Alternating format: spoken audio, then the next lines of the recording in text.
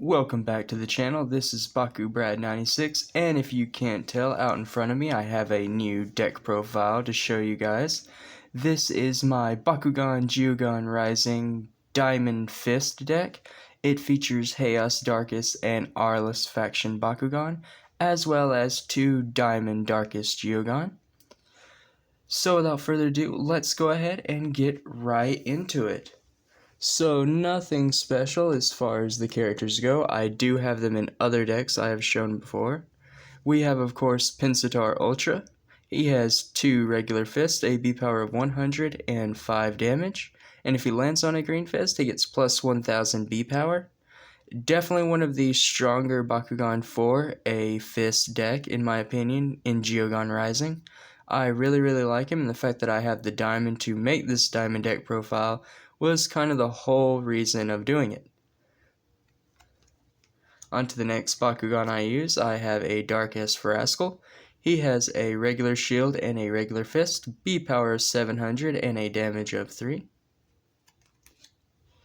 And then for the Haos slot, I have Finnica Ultra. By now you all know this is one of my favorite Bakugan. Orange shield and a green fist as well, B power of 800 and 2 damage. The Bakucrew lineup, is pretty generic as well. I opted for 2 traps with the orange shield since there's only 2, which are minus 300 B power. A lot of my deck centers around giving B power, so if I do happen to land on these, I should be able to cancel or negative them out. Doesn't necessarily mean I will win the round I land on these, but hopefully my opponent will hit them and I will steer clear. Then going into the fist part of the Bakucrews, I have 2 plus 3 damage and minus 1 energy for Baku gear. So I do run a few Baku gear in the deck. I don't know if these will come up very often, but in case, I just wanted to slot them in as kind of tech for the Baku gear. And then finally, 2 of the best green fists, plus 150 B power and plus 2 damage. So with Pensatar, that will get you up to 1250, which I very much like. I think that's very solid for a Bakugan. Of course, it all relies on Pensatar landing on the green fist, so there's always that. But being positive, it's a good lineup.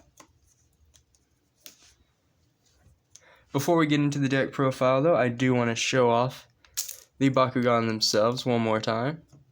For those of you who missed the unboxing on this one, this is Diamond Pensatar Ultra.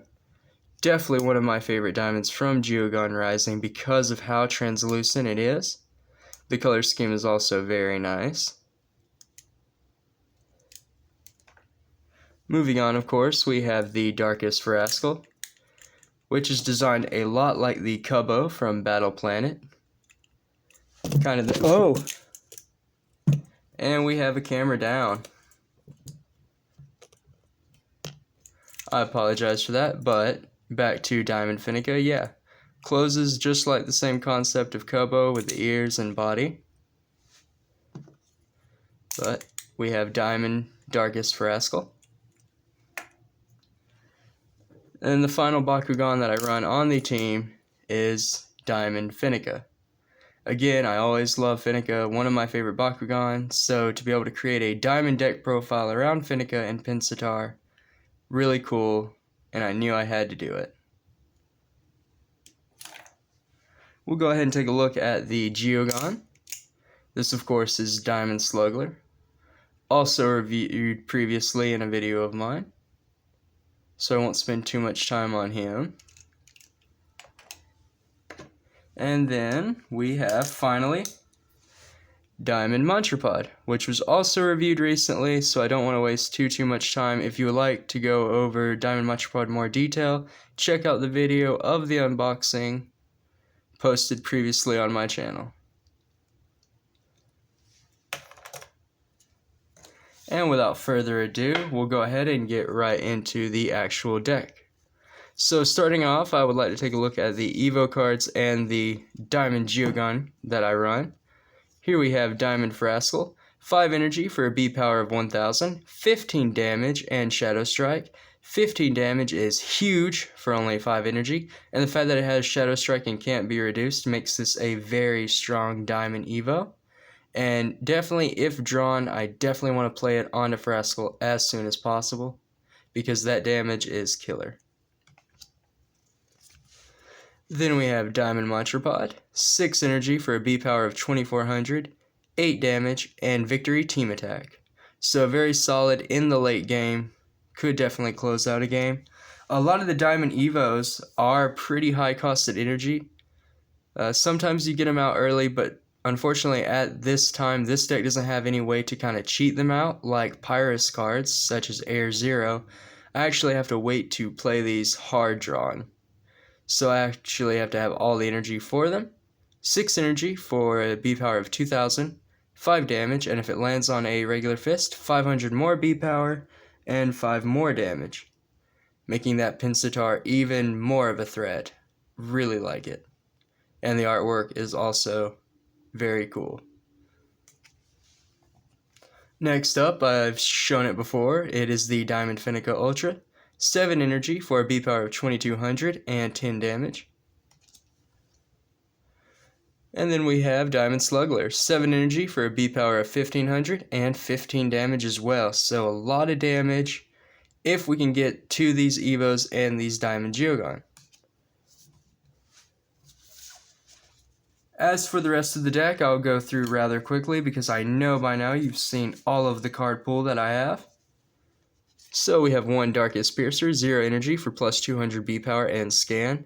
I've said it before and I'll say it again, if I had 2 more I would definitely run this as a 3 of.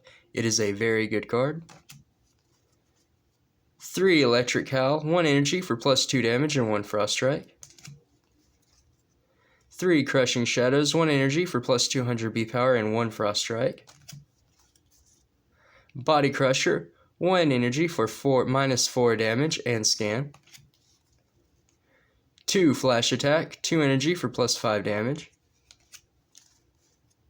3 Scarf Strike, 2 energy for plus 500 damage, plus 500 B power. Sorry, misspoke. Don't want to give anyone the wrong idea, that card is not that powerful.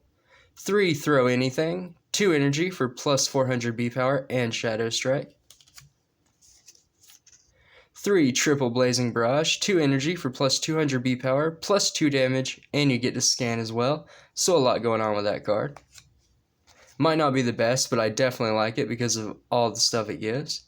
2 Energy Vortex, a Baku gear for 3 energy. When you play this, attach a green fist from the field to an open Bakugan. So in the event that Pinsittar just outright misses a green fist and lands on something maybe from the opponent or one of my traps, this kind of helps. And it gives 300 B power and no damage. 3 Fusion Flames, 3 energy for 800 B power. 2 Righteous Strike, 3 energy for plus 6 damage, draw 1, and Trifecta. If your Bakugan have 3 or more Bakukores attached to them, you can return this to your hand. So you get to constantly recycle it if your Bakugan have Bakucore. 3 or more attached, of course. Then I have 2 Light Burst Cannons, 4 energy for a Baku gear with 2 armor rating. When this flips from your deck, you can pay 2 to put it in your hand. 300 B power and 3 damage. Has to be one of the favorite Baku gear I have. Personally, I just like it. 2 Rage and Claw, 4 energy for plus 800 B power. The only flip card of the deck, which I am trying out, 4 energy for Shadow Breath, take control of a hero. So just wanted to see if it would be worth it. Didn't really want to run a whole bunch of flips in this deck because I wanted to try something else. And then the final 2 cards of the deck, Silk Bolt Barrier. 5 energy for plus 900 B power and you get to scan as well.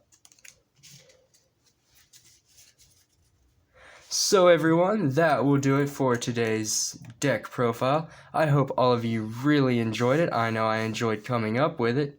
I definitely like the Bakugan from Geogan Rising, and the Diamond Bakugan from Geogan Rising are even more spectacular. Really, really enjoy them a whole lot. And I hope you all do too. Let me know in the comments down below what you think of the deck profile, what you think about my Diamond Geogan collection so far. I hope everyone has been enjoying the content. I hope to be uploading more content, hopefully daily. I'm definitely going to shoot for 2 videos a day. See if that works out with my schedule and everything. But yeah, as for the giveaway, it's still ongoing. If you're not registered, please make sure to register because I definitely want every one of my Bakucrew members to have a chance at those 2 Elemental Dragonoid Ultras. Thank you all very much for supporting me. I look forward to the next video. See ya next time.